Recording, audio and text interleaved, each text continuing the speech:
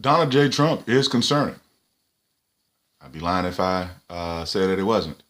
Um, he won the presidency, saying that Mexico was going to, build a wall.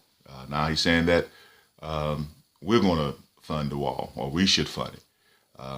He said that he was going to end Obamacare on day one. That hasn't happened. He said there's going to be so much winning that we were going to get tired of winning.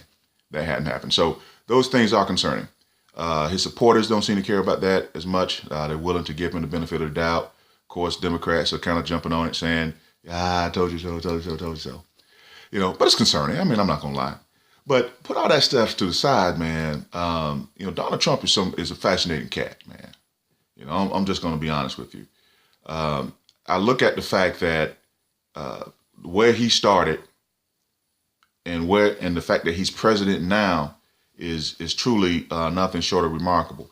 I know his critics say, hey, he was born with a silver spoon in his mouth. Reports have it anywhere from $1 million inheritance, and some people say it was upwards of $13-15 million. It don't matter, man. He got some money from his pops, and I truly, one of the reasons why I work and try to do all the things I try to do, because I want to be able to leave my boys a little piece of something. You know what I mean? So that for me is not a big deal. And I also know that there are a lot of people who had a lot more money than Donald Trump and ran it into the ground. So the simple fact that his father was able to leave him some money was not and is not the reason why Donald Trump is president of the United States today. Now get your head around that for just a second. Stop hating. Just sit back for a minute and just realize that Donald Trump is president of the United States. I find that fascinating. I find that remarkable. I find that worthy of study. I find that worthy of some copying, right, on his style of doing things. I mean, I'm serious, man. As I'm going back my day to day, one of the things I like to ask myself is, what would Trump do in this situation? Because we're always running up against people saying, this is the way you have to do this. I'm a writer. I'm a blogger. I have my things that I want to do, and people saying you got to do it this way or it's not going to work. And you always have so many people just ready to shoot you down when you don't follow an established norm.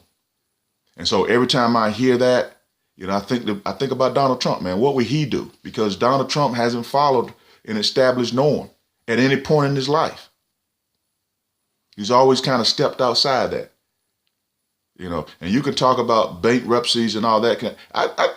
For me, like, everybody was always bringing up the bankruptcies as a matter of, oh, he's not that great businessman.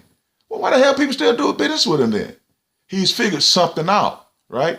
This one bankruptcy would hurt anybody else. I mean, devastating to the point where it'd be hard for him to come back. You telling me that this man had 10 and you're using that as a reason for me not to take a good strong look at him? A man that had 10 bankruptcies but was still a billionaire and still was able to become president of the United States. I mean, that's a fascinating cat.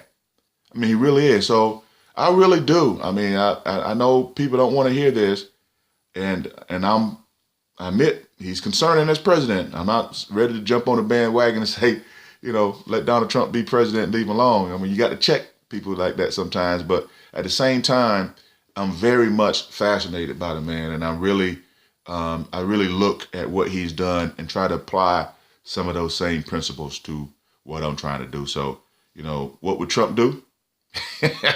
Hey, I think about it all the time as I'm out here doing my day to day.